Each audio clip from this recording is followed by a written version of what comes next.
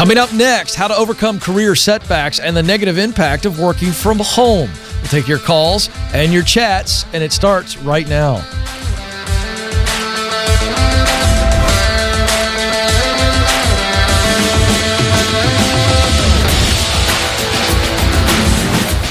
I'm coming to you live from Nashville, and you are joining a conversation about who you are, what you were created to do, where you want to do it, and how you can get there. It is all about your purpose, and your purpose is actually about others. So now we're going to look at the work aspect of your life. I really believe you could take all human beings and say we've got the relationship side of our being and then the work side of our being, because we believe here at Ramsey Solutions and the Ken Coleman Show that you are created on purpose, created to contribute. And we want to look at that work contribution. 90,000 plus hours. Let your brain sink in on that number for a second. That's the number, on average, that Americans will spend at work in their lifetime. 90,000 plus hours. If you're miserable on Monday mornings, you found the right show for you. We're going to help you figure out what it is that you were created to do, how to get there, and you're going to live a life of tremendous meaning and significance, and you'll have the juice on Monday mornings. You'll be motivated, not miserable. 844-747-2577 is the phone number to jump in. 844-747-2577. We'll also take your chat questions, so you can submit those anytime during the program. We'll try to get to 2 or 3 of those every program, unless I go on a rant, at which point you never know what's going to happen. But first, some very interesting information I want to give you. An article from Entrepreneur Magazine, Noah St. John wrote this, and I thought, this is so good, I want to share it with my audience. 5 strategies to help you regain some self-worth. Now, this is particularly for people who have gone through some type of failure in your professional life. Maybe because of the pandemic, you have been laid off or furloughed, and that can get you down really quick. And I thought this was really well written, and so I'm going to share them very quickly. Number 1, recognize when failure is not your fault, and then when it is your fault. So whatever failure or setback that you've just experienced, it really comes down to this. Was it your fault? Or was it not your fault? Because if it wasn't your fault, stop beating yourself up. I can't tell you how many millions of people, the number's unbelievable how many millions of people have been laid off or furloughed during this pandemic. Sometimes an organization makes bad decisions and you get caught up in the disaster that ensues. It's not your fault. Does it feel bad? Yes. But are you the source of the problem? No. Number 2, learn from your mistakes. Don't repeat them. Mistakes happen. They're going to continue to happen. If you're making progress, you're going to stub your toe. You're going to mess up because you're always trying something new.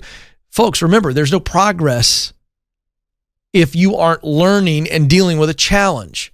Progress is only made when we learn something new and then do something with that, and that is going to cause some mistakes and some small failures. Learn from them, have the guts to learn from it, and don't repeat it. Number 3, focus on a new, realistic goal.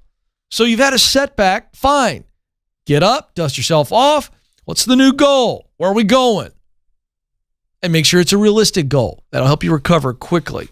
And again, we're talking about the mental and emotional setback, not just the actual setback itself. Number 4, celebrate small wins. This is so big, so big. You want to get your mindset back to where it needs to be, your self-worth where it needs to be. Celebrate some small wins, whether this be in your professional life, your personal life, your physical life, whatever. Hey, I ate 1,500 calories today and no sugar. Oh, well, celebrate that. Just don't celebrate with a sundae. That would not be good. That would defeat the whole purpose.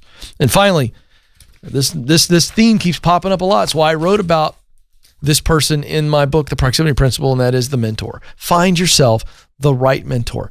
Someone who can give you the insight, knowledge you need, but also some wisdom, and then just the good old-fashioned attaboy, attagirl, you can do this, I believe in you. That is so important. 5 really important strategies there to begin to rebuild your self-worth when you've had a big setback.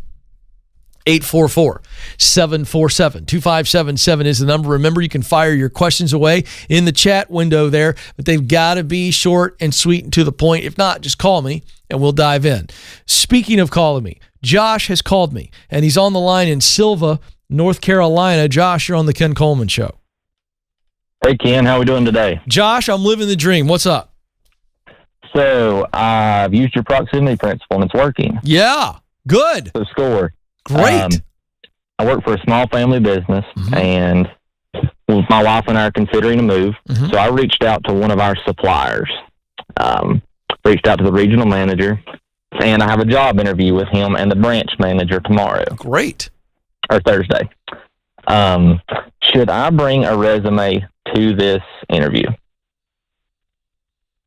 Well, my answer to that is, if they've already asked you to submit a resume, then no. They have not. It has all been verbal so far. Oh, yeah, sure. Bring it. It shows preparation. So, yeah, I'd bring it. Make sure it's a Ken Coleman resume, though. It better be mine.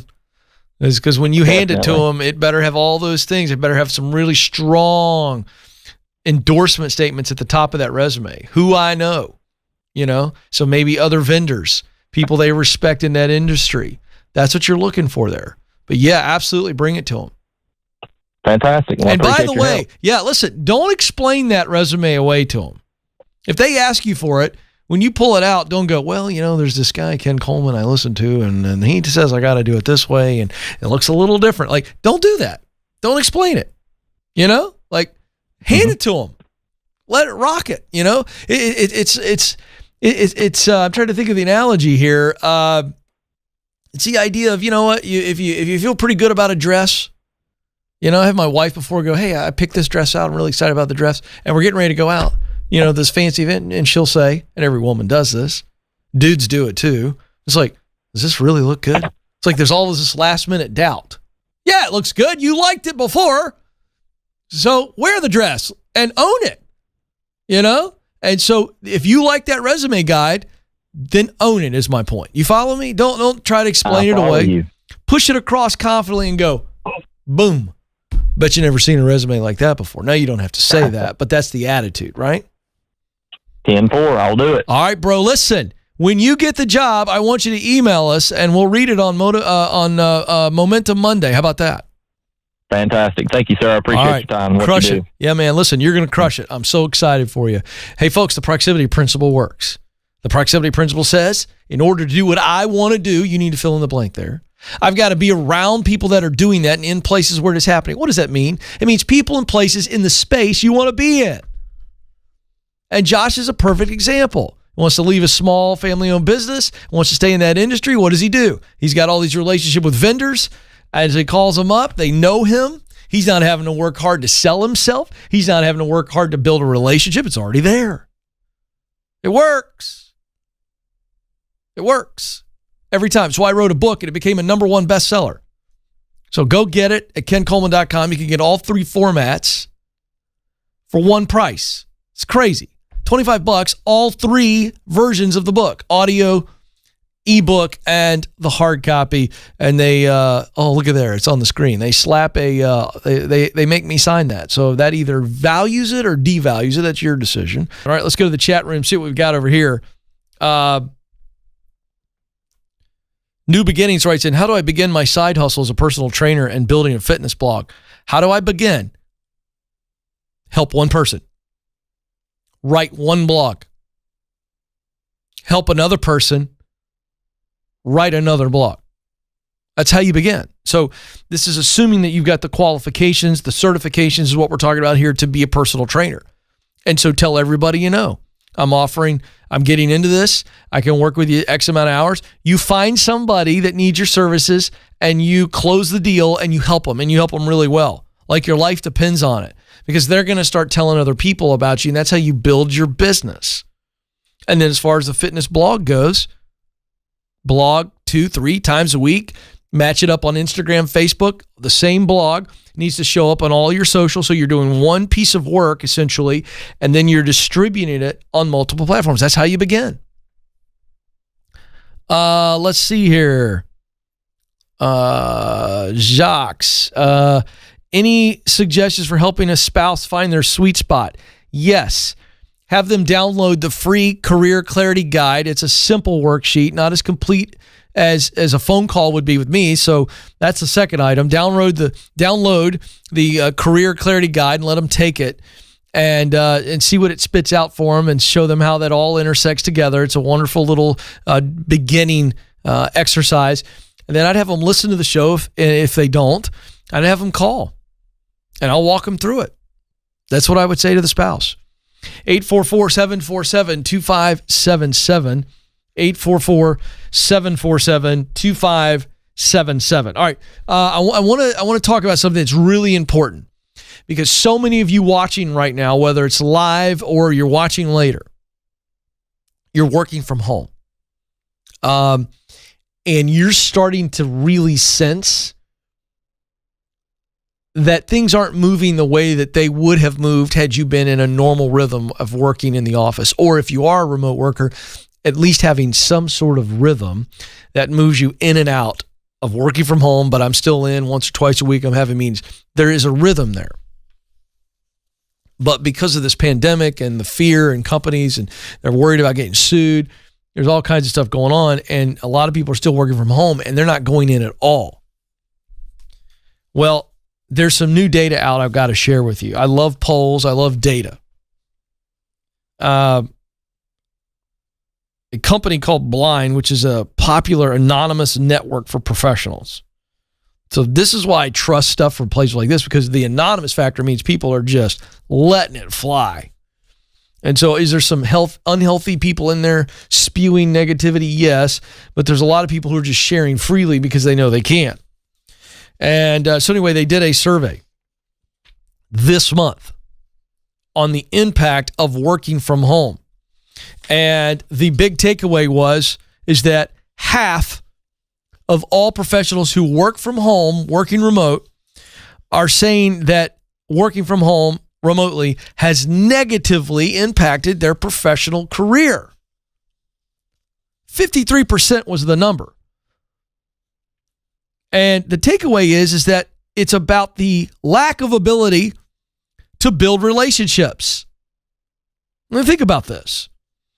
There's no internal connecting within the company. So if you work for company ABC, and prior to remote working, where again you may have been a remote worker, but you would come in and out of the office, and so again you're in the culture, you're interacting, you're rubbing elbows, if you will. That's gone. And so there's no internal connecting happening. And by the way, some of the greatest experiences and opportunities to advance up the ladder in your career come from the internal connections, relationship building, connecting within your own company. So that's gone. And then because you are working remotely and you're not traveling and you're not in that normal rhythm, there's less external professional connections.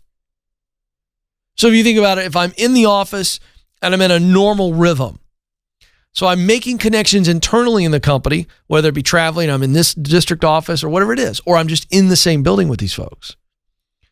And so there's that factor. And then there's, well, you're not going to meetings, you're not going to conferences, you're not doing the type of things that you used to do that would allow you to make the external connections as well. So a lack of a severe reduction of internal and external professional connections, yeah, you absolutely aren't making as much progress. You aren't getting the opportunities to connect and to perform and to deliver results and to meet new people and thus discover new opportunities. There's no question it's happening. And this is real. You say, well, Ken, okay, you told me that. What can I do about it? Well, the reality is if you're limited to Zoom or video conferencing, whatever you're using, then I think you're going to have to be more aggressive to do it outside of the normal meetings. I think you're going to have to be more aggressive in reaching out to people in your professional world, even though you might not be able to go to an event or you're not going to fly and see them. What are you doing? Phone calls, stepping outside of the normal work routine to make the connections. I think you have to fight for that. making connections. All of the platforms, social media, the video conferencing, the emails, the phone calls, write a handwritten note. You need to stay as active as you possibly can in your company and in your industry, despite the fact that you're remote. So I would look for ways to get as aggressive as possible to make those connections that were happening by osmosis, so happening organically prior to this. You've got to do that because that's where opportunities come from. 844-747-2577, 844-747-2577. Let's go back to the phones. Tyler joins us in Sacramento, California. Tyler, you're on the Ken Coleman Show. Hi, Ken. Thank you for taking my call. You bet. How can I help? I'm calling to ask about how you make that next step in your career up into like maybe that senior management level. I'm working in a small company, and we just had a big management shakeup with getting a new CEO, and it changed a lot of things. And kind of one of the positions I was looking at maybe moving into was eliminated. Obviously, that has a lot to do with the pandemic and stuff like that. I'm wondering if it's a smart move to stay where I'm established and I have a really good reputation, or if it's something where I should maybe branch out and look for something else. I think we first have to ask the question about where you are. Since the position you had your eyes on was eliminated, are there other positions in that small company that are available or might become available soon that you are interested in?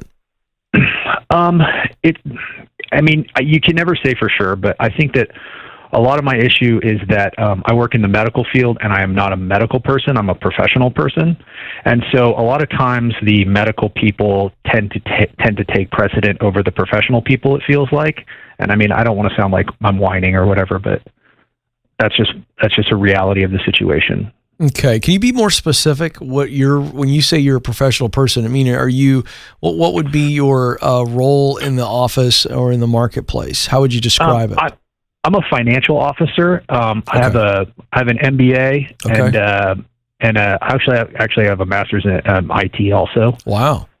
And so I do a lot of, I'm in charge of the entire budget, and then I'm in charge of a lot of projections and all that, financial projections and like kind of the forward-looking movement of the organization. How many people are in this organization? About 5,000. Oh, I thought you said you were in a small business. I'm sorry. I must have missed that. So you're in a very large organization. What's your title? Senior financial officer. Senior financial officer? Yeah. And what do you want to go to next? Like, what's the big, that's pretty high up. So what is it, CFO of a Fortune 500? What's the dream? I like up here would be like VP. It would be VP, would be vice president of, vice president of operations would be kind of the next step. Okay. And so is that the position that was open, but was recently eliminated? It was like vice president of operations, clinical support operations. Okay. Well, I think it's pretty simple. I mean, you're in a large organization, so there are conceivably, I say conceivably, I need you to correct this if I'm wrong, a handful of leadership positions that you would still like to have if they were to open up, correct? Sure. Okay. So before you decide to move on, I think you have to be able to truly assess internally, are you a candidate for those things that you desire to do? So, and I'm making this up to help you think through this and understand my answer. Let's say you came up with 5 leadership positions, senior leadership positions in finance or technology or whatever it is that you're heading that direction. And this is a large company. So you say, all right, these are the ones. Who's the decision maker there? Are the people that are in those positions entrenched? How entrenched are they? And if they're very entrenched, that's item number 1. That's the first question. How entrenched are the people in those positions? 2, does my current leader and the leaders above, because you're pretty high up, do they see me as executive material? That's question number 2. And if the answer, and then I guess the third question is if the answer is yes to number 2, then it's, okay, what do I need to do and what is being done by them to, what do we feel needs to happen for that to become a reality? And how long is that potentially going to take? Those would be the answers that I need to decide whether I stay or go. Does that answer your question? Yeah. So there is some discussion that the chief operating officer will be retiring in May. I don't know how true that is. I mean, I guess I could ask her. You think? Yeah. I mean, so you're kind of acting a little too shy and passive in this. You're in the top echelon of the company, correct? More or less, I would say, yeah. You can't talk to some people around the water cooler or hop in their office with a cup of Joe and sit down and go, hey, is it really true? Is so-and-so really leaving? Or yeah, ask her, for crying out loud. Who she got tapped to take her place? Is there anybody internally that's a candidate? Or are they looking externally? And do they see you as a potential candidate? You've got to start talking about this stuff. I feel like tell me if I'm right or wrong. I feel like you've been kind of sitting around waiting for somebody to tap you on the shoulder. Be honest. I have a young daughter, and that has affected my kind of desire to really press on that jump. But she's getting a little bit older now, and I'm ready. I think I'm ready to move on it. What? Okay, I think you're saying yes in your own way. That's what you have been. You have been hesitant. You're saying it's because of the daughter. I don't need to dive in. But is that because you think you're going to have to travel a lot now, or what? No, there would be no travel. I had a really good relationship with the previous CEO, and we have a new CEO now, and I think that I have a good relationship. I think that we're working on that, and so that's possible. But I also don't have the same level of understanding of how that person operates. I get it, but you're making it. You see my point? Yeah, sure. You're coming up with all the reasons why you shouldn't raise your hand. You're literally like the middle school kid who doesn't want to raise their hand in class because everyone's going to look at them. And then several things could happen as a result of that. I'm just going to be honest with you. I think that's what's going on. Okay. Your psyche. Because you said it was your daughter, then I pressed you on that, and you didn't give me a real reason why the daughter has anything to do with it. I'm not doubting you. I'm just saying, I feel like you're coming up with some really good reasons why you shouldn't say, look at me, I'd like the job. And I'm telling you to stop doing that. Who cares how well you know the new CEO? I haven't heard a legitimate reason why your daughter's age has anything to do with you going, hey, I want to step up. I think everything you would do and as a result of stepping up would help your daughter. So stop coming up with excuses, Tyler, and raise your hand. Good things happen when you say, I want the ball, coach. Am I right? Yeah, for sure. All right. And I mean, I would say that under the previous administration, I think that those conversations did happen. There's a lot of uncertainty right now, and potentially that could be an opportunity, though. But what do you have to lose? If you raise your hand and say, I want the ball, and they go, we can't give you the ball right now, at least you know. Then you answer the question that you called me to help you answer. I'm saying I can't tell you in good faith that you need to leave this organization because I don't think that you've done what you need to do to get clarity on that answer. Okay. If you raise your hand multiple times and you feel like they don't see what they need to see in you, and you're a smart guy. You're going to know whether or not they're interested in promoting you and investing in you. And if the answer is no, and they keep kicking it down the road, there's your answer. Go look outside. I don't mind if you look outside starting tonight. But I can't in good faith say, yeah, I think the handwriting's on the wall, you should leave. Because I don't think you've done what's necessary. This is exactly what I'm dealing with right now with my kids that are playing sports. I got one kid who is all three are talented in sports, but one is a little bit of a perfectionist.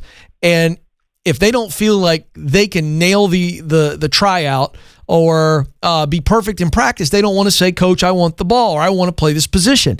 But I know as their dad, that's all they talk about. They want to play that position. And I go, hey, if you want to play the position, you got to say, Coach, I want to play the position. Then we see how the coach responds. Then we see what our opportunity is. And I think that's where you're at. I appreciate you, Tyler. You got it. I'm trying to push you a little bit. I'm definitely trying to nudge you outside of your comfort zone and put yourself out there. Good things happen when we raise our hand and say, give me a chance, coach. Give me a chance. And let me play this analogy out. We raise our hand and we say, Coach, I want the ball, or I want to try this, and they give us an opportunity and we don't do great and they coach us up, say, thank you for giving me the opportunity. I'm going to actually show you that you giving me the opportunity and then you coaching me and telling me what I need to do to get better.